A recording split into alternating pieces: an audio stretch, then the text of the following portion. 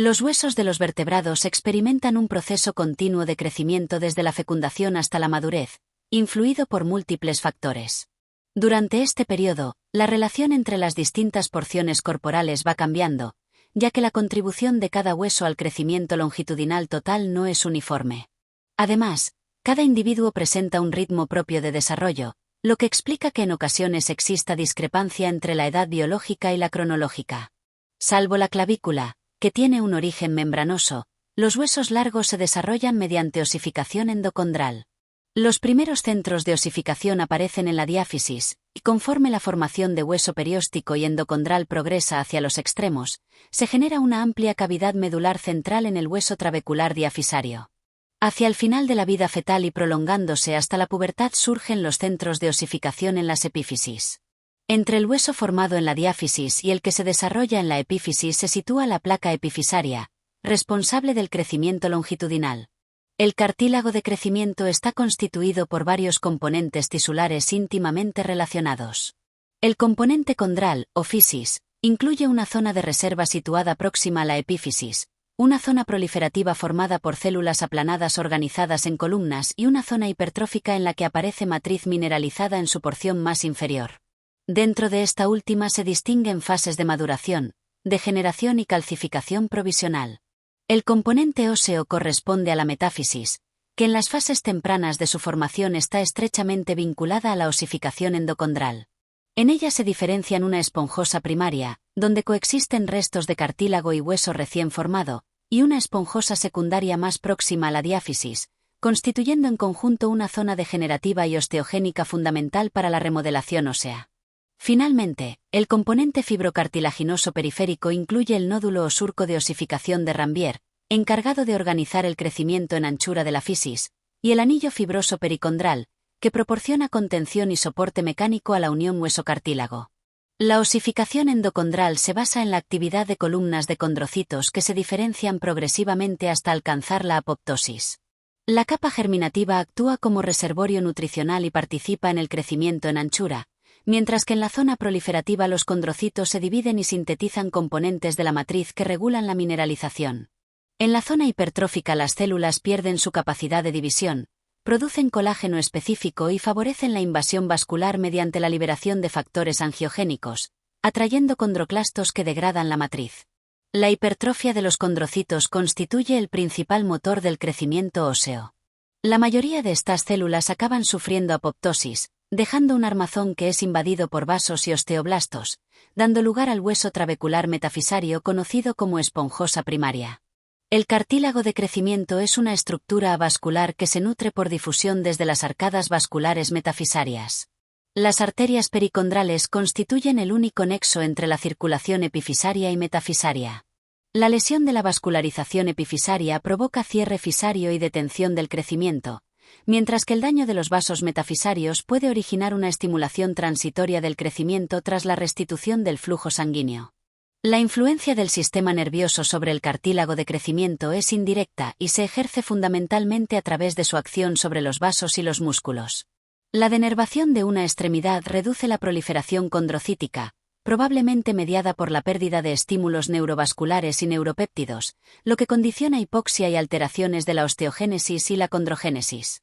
La placa de crecimiento está regulada por factores mecánicos, hormonales, locales y ambientales. Hormonas, factores de crecimiento y vitaminas actúan sobre las distintas zonas de la fisis, determinando sus características citológicas.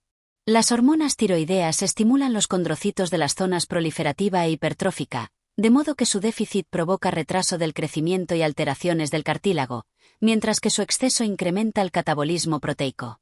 La hormona paratiroidea estimula la síntesis de proteoglucanos mediante mecanismos dependientes del calcio intracelular, y la calcitonina favorece la calcificación y maduración del cartílago en las zonas más distales.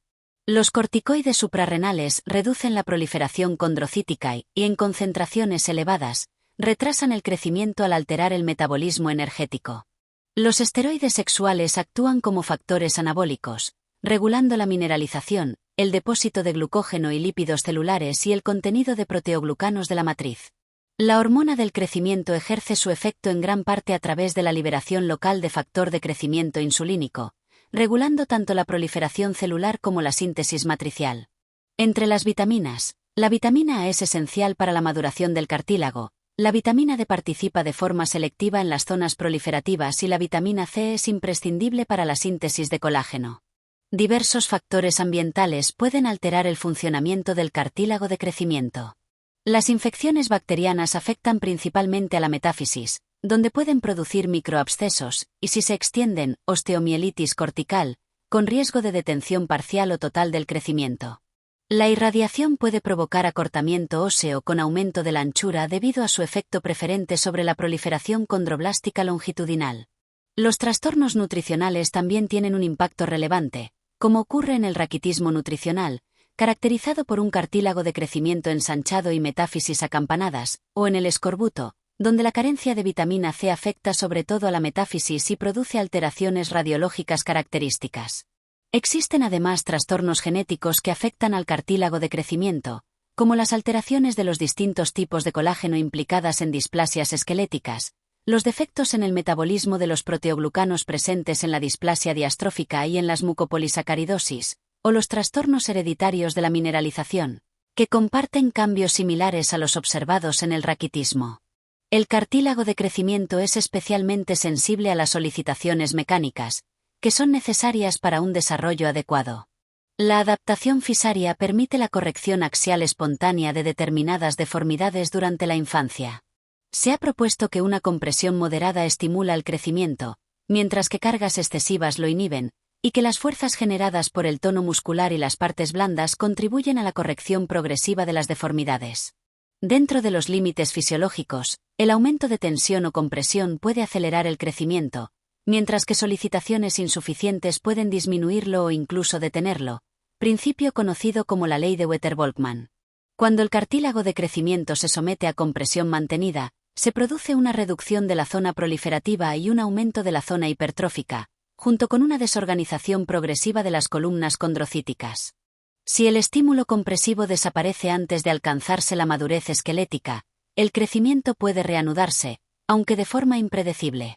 Por el contrario, la distracción fisaria controlada se ha utilizado para corregir dismetrías y deformidades angulares, ya que una distracción lenta y progresiva puede aumentar la longitud ósea mediante hiperplasia del cartílago sin provocar su separación. Sin embargo, una tensión mantenida puede alterar la irrigación metafisaria y favorecer la acumulación de condrocitos hipertróficos, lo que explica el aumento transitorio de la altura fisaria previo a una posible epifisiólisis.